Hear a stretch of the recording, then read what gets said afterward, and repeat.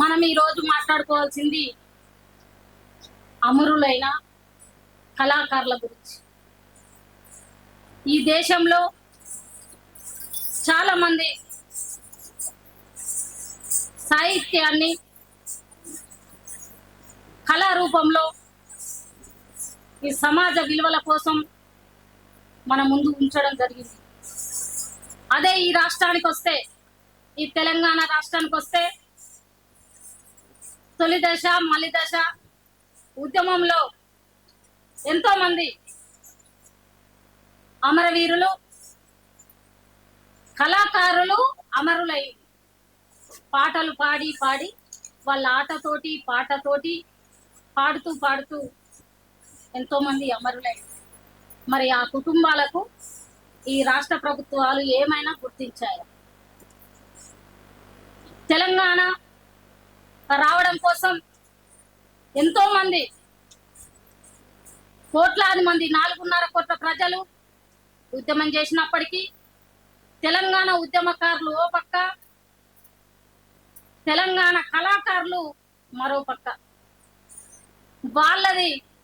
వాళ్ళే లేకుంటే ఉద్యమం ఎక్కడిది? తెలంగాణ ఉద్యమం చేసేటప్పుడు వాళ్ళ పాటతో ఆటతో వాళ్ళే కనుక ఏ కార్యక్రమానికి లేకున్నా అక్కడ ఆ ప్రోగ్రాం పేలే కదా. ప్రోగ్రాము సక్సెస్ కావాలన్నా, ఈ ప్రభుత్వానికి ఒక మెసేజ్ పోవన్నన్నా మరి ఉద్యమకారులే ముఖ్య భూమిక వహించారు ఆ రోజు.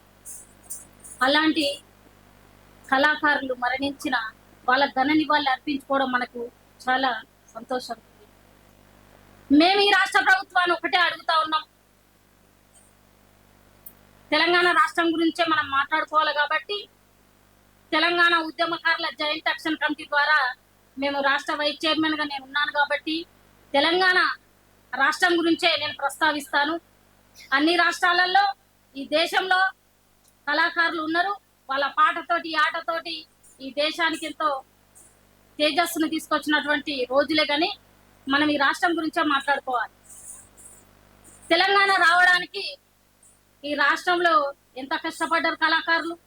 మరి కష్టపడ్డ తర్వాత తెలంగాణ రాష్ట్రం ఏర్పడ్డది, కేసీఆర్ సీఎం అయింది. అయిన తర్వాత నిజమైన కళాకారులను గుర్తించలే.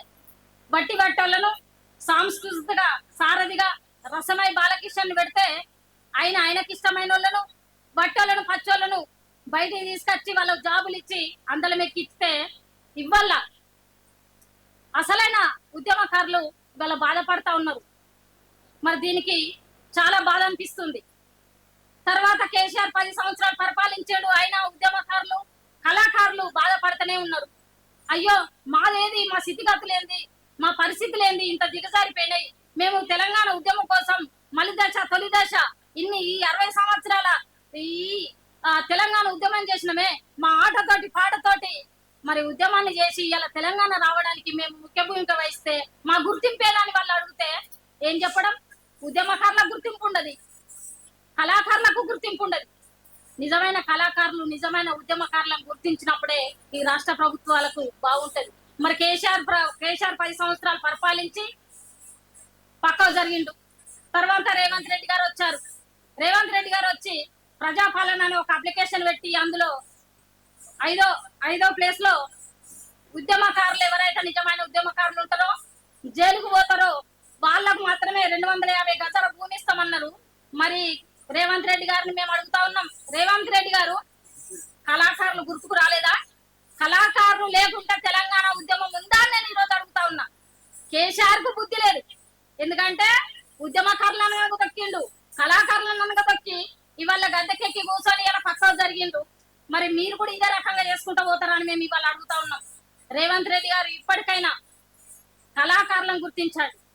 ఇలా చూడండి, గత 3 సంవత్సరాలుగా మా యాదగిరి అన్న, మా డోల యాదగిరి గారు వీళ్ళందరూ కలిసి వాళ్ళని గుర్తు చేసుకుంటున్నారు. ఇవాళ గద్దరన్న ఉన్నాడు. అందులో గద్దరన్న సామాజిక తెలంగాణ కోసం పోరాడిండు. తెలంగాణ వచ్చింది, నిజమైన తెలంగాణ రాలేదు.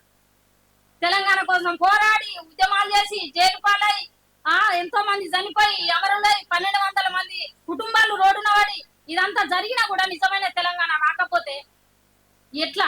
ఇగో ఇల్లు ఉన్న అమరులు కొంతమంది ఉద్యమకారులు నిజమైన తెలంగాణ కోసం పాట ఆట అన్ని తయారు చేసుకున్నారు. కానీ మన ఈ రాష్ట్రంలో నిజంగా నిజమైన తెలంగాణ రావాలి, సామాజిక తెలంగాణ రావాలని కొట్లాడిన ఈ అమరులలో చాలా మంది ఉన్నారు. వాళ్ళు అనుకోకుండా మనకు దూరమైనప్పటికీ మనం ఇంకా తెలంగాణ కోసం కొట్లాడుతున్నాం. ఇంకా ఇంకా కొట్లాడవలసిన అవసరం ఉంది. సామాజిక తెలంగాణ ముఖ్యం కదా. సామాజిక తెలంగాణ రప్పించుకోకుంటే ఈ తెలంగాణ విభజన జరిగి ఏం అర్థమని నేను ఇలా అడుగుతా ఉన్నా. నీళ్లు లేవు, నిధులు లేవు, నియామకాలు లేవు. తెలంగాణ వచ్చిందా, కొట్లాడినమా, తెలంగాణ ప్రకటించిందా, అయిపోయిందా? జాబులేయి మరి కళాకారులకు, వాళ్ళకు జాబులేయి. ఇవల్ల ఎక్కడ వేసిన గొంగడి అక్కడే ఉంది. కాబట్టి ఈ రాష్ట్ర ప్రభుత్వాన్ని మేము ఒకటే అడుగుతున్నాం, అమరులైన కళాకారుల కుటుంబాలకు 25,000 పింఛన్ ఇవ్వాల్సిన బాధ్యత మీకుంది. అదే విధంగా 250 గజాల భూమి ఇవ్వాల్సింది. ఏవైతే ఉద్యమకారులు ప్రకటిస్తుండో అవి కూడా కళాకారులకు, అమరులైన కళాకారులకు కూడా వర్తించే విధంగా ఈ రాష్ట్ర ప్రభుత్వం పూనుకోవాలి. ఎందుకంటే కళాకారులు ఇక్కడ ఉన్నారు, వీళ్ళు చాలా మంచి కళాకారులు. మరి ఎందుకు వీళ్ళు ఇక్కడ ఉన్నారు? వీళ్ళు గత 20-30 సంవత్సరాల నుండి కళను నమ్ముకున్నారు, తెలంగాణ ఉద్యమాన్ని నమ్ముకున్నారు. పాటతోటి, ఆటతోటి తెలంగాణ రావడానికి ముఖ్య భూమిగా వహించినవి ఇక్కడ ఉన్న ఈ మహిళలు మరి ఎందుకు ఇలా తెలంగాణ వచ్చినాక వీళ్ళని గుర్తించలేదు? అంటే నిజమైన కళాకారులకు అన్యాయం జరిగింది.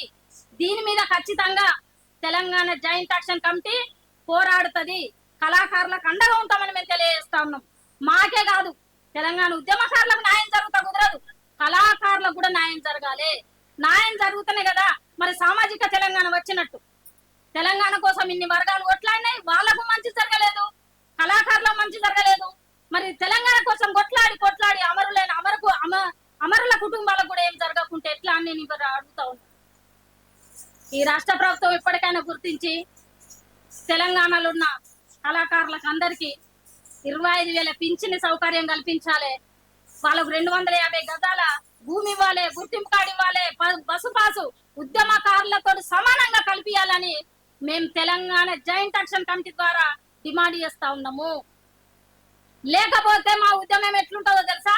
ఉద్యమకారులతో కలిసి కళాకారులు కూడా ఉద్యమం చేస్తారు. రేపటి నుండి ప్రతి జిల్లాలో ఈ ఉద్యమం స్టార్ట్ అవుతుంది. మా బాధను ఇప్పటికైనా అర్థం చేసుకోండి. అంటే బాధను అర్థం చేసుకోమంటున్నాం. ఇప్పటికీ మీకు ఛాన్స్ ఇస్తున్నాం. ఇక మేము గింట తిరగబడితే పాట రూపకంగా, ఆట రూపకంగా మిమ్మల్ని ఆడుకుంటామంటే ఈ ప్రభుత్వాన్ని గద్దెదించడమే, ఇక వేరే ఉండదు. కాబట్టి ఈ రాష్ట్ర ప్రభుత్వం తెలంగాణ ఇచ్చిన మేమే అని గొప్పలు చెప్పుకుంటా ఉన్నారు. సరే, తెలంగాణ మీరే ఇచ్చారు, మేము కాదంటలేము. ఇచ్చిన తెలంగాణ నీళ్లు నిధులు వేయని మేము అడుగుతున్నాం. కళాకారులకు ఏడ న్యాయం జరిగింది, అమరవీరులకు ఏడ న్యాయం జరిగింది అని మేము అడుగుతా ఉన్నాం. ఇవన్నీ న్యాయం జరిగినప్పుడు కదా సామాజిక తెలంగాణ మనం సాధించినట్టు అని ఇవాళ మేము ఈ సభముఖంగా అడుగుతాం. ఇక్కడ వచ్చిన పెద్దలందరూ చాలా మంచి వ్యక్తులు, ఉద్యమకారులు. మా యాదగిరి అన్న వచ్చిండు, మా జాయింట్ యాక్షన్ కమిటీ రాష్ట్ర చైర్మన్ గారు, మా ప్రభుల్ రెడ్డి రామరెడ్డి అన్న వచ్చిండు. ఆయన మొత్తం ఉద్యమం కోసం ఆయన జీవితాన్ని త్యాగం చేశారు. వీళ్ళంతా ఉద్యమం కోసం త్యాగం చేస్తే వాళ్ళ పరిస్థితి ఇవాళ ఎలా ఉంది? మా డోల యాదగిరి అన్న, మా పెద్ద యాదగిరి అన్న, వీళ్ళంతా పాట కోసం, ఆట కోసం, తెలంగాణ కోసం ఉద్యమం చేసి అలిసిపోయి ఇవాళ చనిపోయిన అమరుల కోసం 3 సంవత్సరాలుగా కష్టపడతా ఉంటే ఎంత బాధేస్తుంది. ఇప్పటికైనా ఈ రాష్ట్ర ప్రభుత్వాలకు ఒకటే చెప్తా ఉన్నాం, తెలంగాణ జాయింట్ యాక్షన్ కమిటీ ద్వారా మేమేం చెప్తా ఉన్నాం, ఈ అమరులకు, చనిపోయిన అమర కుటుంబాలకు గాని, కళాకారులకు గాని, ఉద్యమకారులకు గాని న్యాయం చేయాలి.